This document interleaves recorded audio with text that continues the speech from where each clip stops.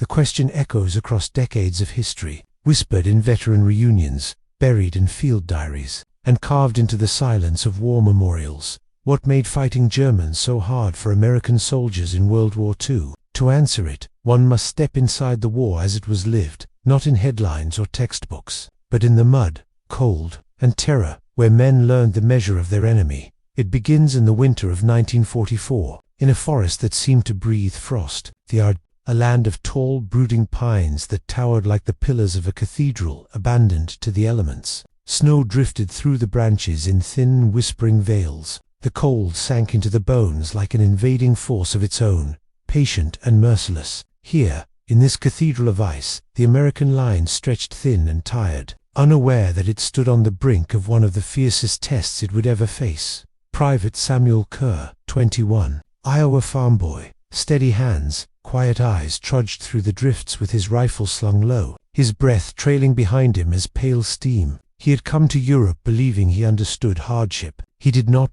yet. Ahead of him, the company command post flickered with candlelight, a canvas tent, half buried under snow, strained under the weight of the forest's silence. The men inside spoke in low voices, their words muffled, as if the forest itself was listening. Kerr ducked inside with a stiff salute. Lieutenant Hale stood over a map pinned to a crate, the lines on it trembling slightly in the candle's glow. Hale's face was drawn, his eyes red-rimmed from lack of sleep. He was only 10 years older than Kerr, but looked 20 years older in that moment. Patrol route, Hale said, tapping the map with gloved fingers. Same as last night. Stay sharp.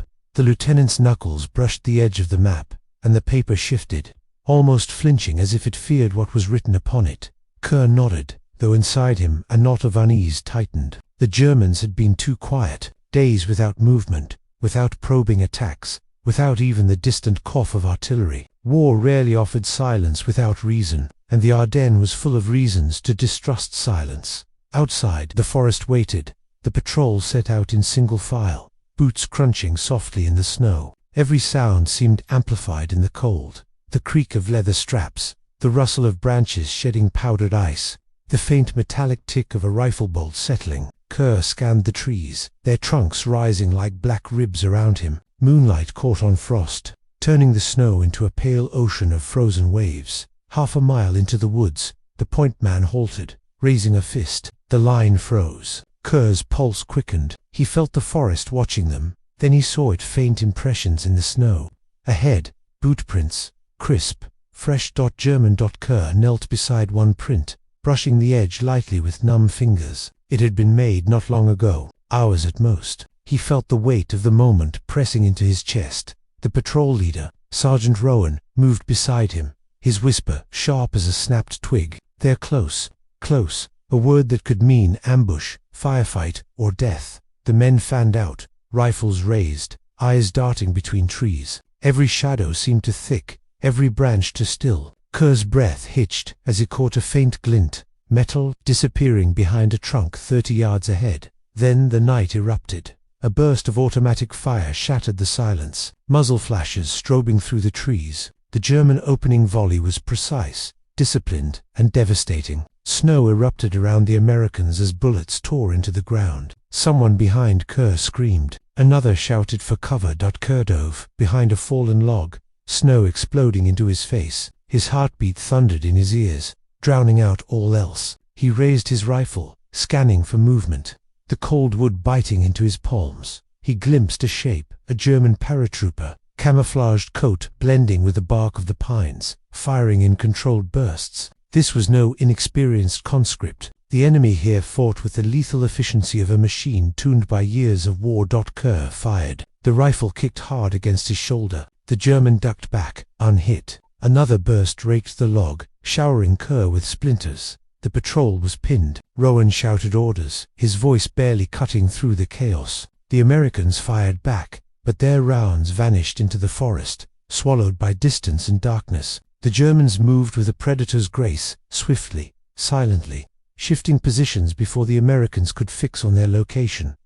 This was what made fighting them so hard. Not brutality, not fanaticism alone, but skill, sharpened, disciplined, relentless. The firefight dragged on for minutes that felt like lifetimes. Then, as suddenly as it began, the Germans vanished, melting deeper into the woods with the same quiet precision they had appeared with. Rowan ordered a retreat. A wounded private was carried between two men, leaving a trail of dark drops across the snow. Kerr walked backward, rifle raised, his nerves thrumming like taut wire. He felt no triumph, no relief, only the lingering sensation of being hunted. They reached the command post shortly before dawn. Hale listened grimly, jaw clenched, as the sergeant delivered his report. They were probing, Hale said finally, testing the line. "It's coming." "What's coming, sir?" Kerr asked, though he already sensed the answer. "Their winter offensive, and they're ready." Kerr stepped outside as the sky began to pale. Snowflakes drifted lazily, catching the first hints of morning light, but the beauty of the scene felt hollow, like a thin layer of ice over dark, deep water. The next hours passed in a blur of preparation. Anti-tank positions were reinforced. Ammunition was distributed. Radios crackled with fragments of intelligence that sounded more like warnings. Kerr sat on an overturned crate, checking his rifle, disassembling it with shaking hands to brush away the frozen grit lodged inside. By midday, the distant rumble started. At first, it could have been thunder, but thunder did not grow steadily. Thunder did not resolve into the grinding, metallic growl of engines. Dozens, maybe hundreds. Every man in the line felt it, the vibration through the ground, through their boots, through their bones. Panzers. The German attack hit just past noon, erupting like a storm breaking across the ridge. Artillery screamed overhead, shells slamming into the forest with concussive force. Snow and soil erupted skyward in towering plumes. Trees split apart, their trunks shattering under the barrage. Smoke rolled through the woods in thick, choking waves. Kerr threw himself into a shallow foxhole as the forest heaved and shuddered around him. Explosions slammed into the earth like celestial hammers. The air tasted of dust and cordite, acrid and burning, clinging to the throat like a ghost, refusing to leave. Then came the tanks. The first one emerged through a curtain of smoke, its dark hull glistening with ice, its cannons swiveling with slow, deliberate menace. It looked less like a machine of steel than a beast carved from the darkness itself, armored hide reflecting the firelight of burning branches. Behind it, German infantry advanced with grim coordination, spreading out in lines, firing as they moved. Their discipline was a terrible sight, measured, confident, rehearsed 1,000 times in training grounds far from this forest. Kerr fired until the rifle grew hot in his hands. Brass casings spilled into the snow like scattered gold. The other Americans fought just as fiercely, but the line was buckling. The weight of the German assault pressed against them like a rising tide. A tank round exploded near Kerr's left flank, throwing him against the earth. His ears rang, vision blurring. He tasted blood. Snow swirled around him, pink where it touched his lip. The world tilted, then steadied as he forced himself upright. Through the haze, Kerr saw Rowan shouting orders, pointing toward the tree line where their fallback position lay. The sergeant's voice was barely audible, but his meaning was clear. They could not hold as the Americans withdrew. Discipline mingled with desperation. Men moved backward in short bursts, firing, then sprinting through the drifts. The forest that had seemed silent only hours before now roared with gunfire and exploding shells. Kerr stumbled over a root, nearly falling. A German machine gun swept the area, rounds stitching the snow in tight, deadly patterns. He dove behind a tree, breath ragged, heart hammering. For a moment, all sound faded, drowned beneath. One chilling realization: the Germans were not just attacking, they were advancing with purpose, precision, and unnerving confidence. Every movement, every burst of fire, every armored push reflected a military machine that still fought with the iron discipline forged long before the war had turned against them. This was the heart of the question. What made fighting them so hard? Men like Kerr would spend the coming hours learning the answer, not in words, but in the brutal language of combat, where fear had weight, and resolve had cost, and the Ardennes, cold and merciless, would witness every inch of it.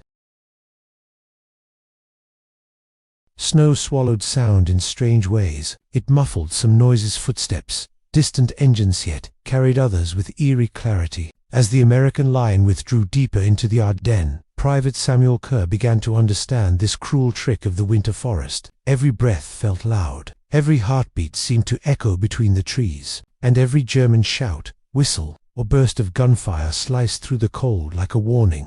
The landscape had become a maze of white corridors and black shadows. Smoke from burning pines drifted among the trunks in long, somber ribbons. Some trees still smoldered from artillery strikes, glowing faintly in the dim afternoon light, like wounded sentinels refusing to fall. The snow shook with the steady growl of advancing armor. The German offensive was not a reckless charge, it was a hammer, swung with precision.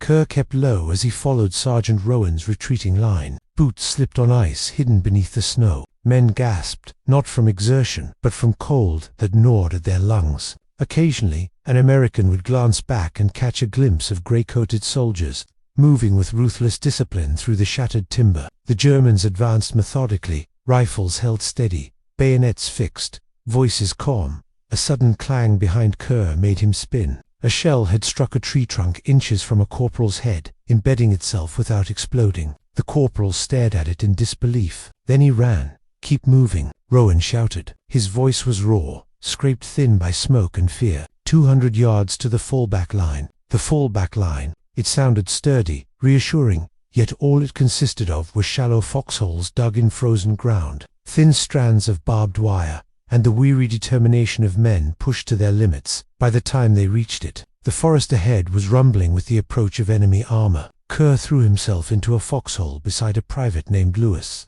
whose hands shook as he fed cartridges into a rifle magazine. "They're coming fast," Lewis murmured. Kerr glanced at him. The boy looked 19, maybe younger. His face was pale beneath the grime, his breath rapid. "Just breathe," Kerr said quietly. "Pick your shots." Lewis nodded, though his gaze stayed fixed on the tree line, where dark shapes were beginning to stir.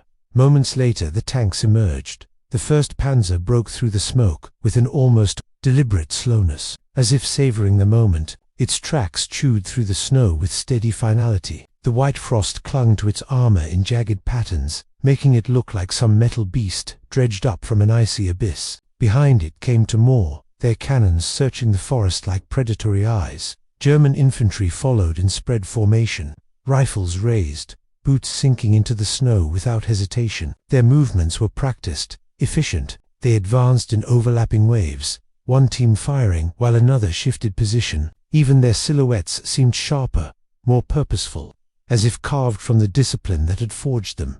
Kerr steadied his rifle against the rim of the foxhole. The metal felt painfully cold, even through his gloves. He exhaled and fired, the shot cracking the air. A German soldier stumbled and fell. Lewis fired next, his hands steadier now under the weight of necessity. The battle erupted in a storm of noise. American machine guns rattled from concealed positions, sending arcs of tracers through the smoke. Mortar thumped behind the line, their shells bursting around the tanks in brief fountains of snow and dirt. Yet the enemy kept coming, step by relentless step. A tank shell tore into the line, exploding with a violent roar. The shockwave hit Kerr like a physical blow, forcing the breath from his lungs. He blinked through the haze, ears ringing, and found Lewis slumped beside him, dazed but alive. "Still with me," Kerr shouted. Lewis nodded weakly. Rowan's voice projected across the line, hoarse but commanding. "Aim for the infantry. Slow their advance." Kerr fired again and again, each shot measured, but the German infantry absorbed losses with chilling steadiness. For every man who fell, another stepped forward to take his place. Then the Panzers rolled closer.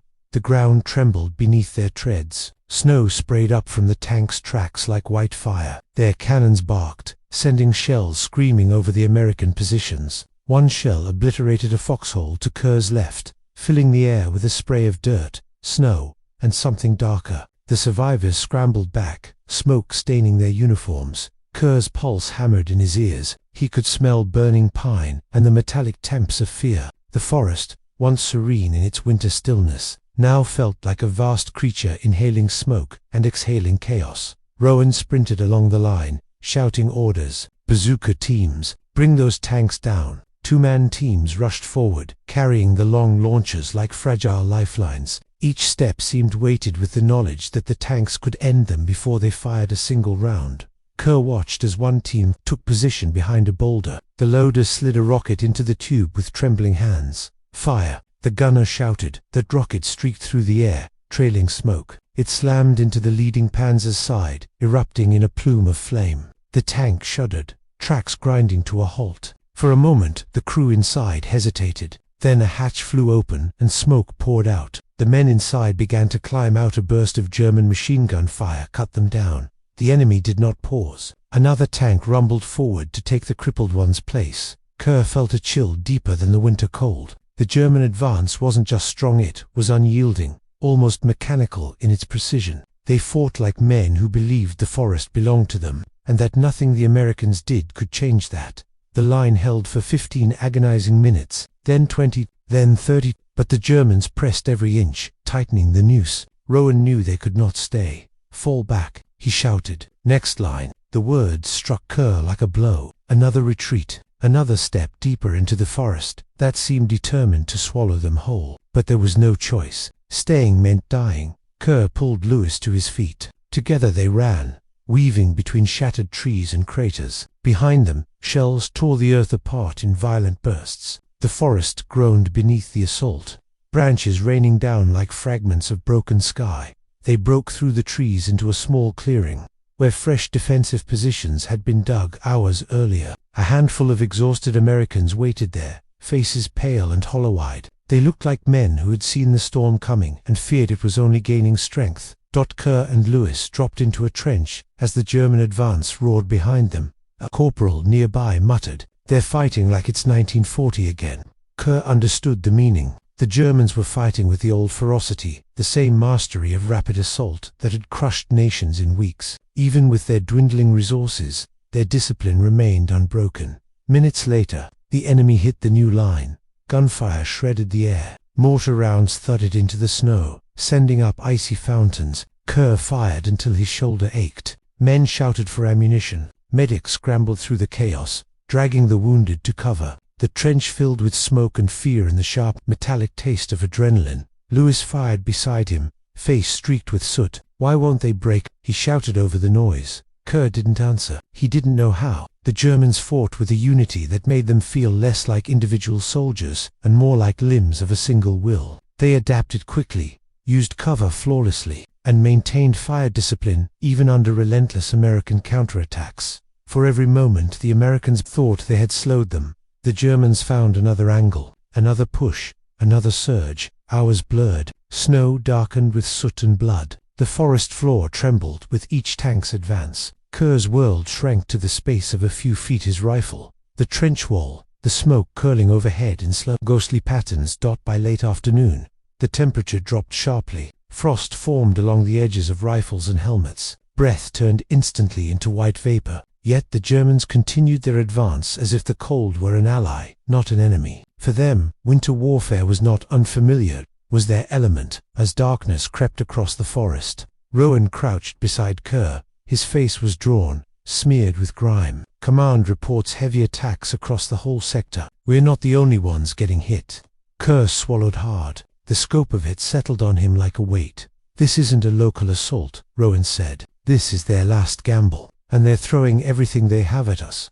The words felt like an icy wind. Kerr looked toward the tree line, where muzzle flashes flickered like restless lightning. What made fighting Germans so hard? The answer was unfolding in front of him. Their discipline, their skill, their refusal to surrender the battlefield, and the terrifying certainty with which they moved. Even when the war was slipping from their grasp, the night pressed in, black and cold. The battle raged on, relentless, and the Americans knew there was no rest coming. Only more smoke, more fire, more forest, and more of the enemy who seemed carved from the winter itself.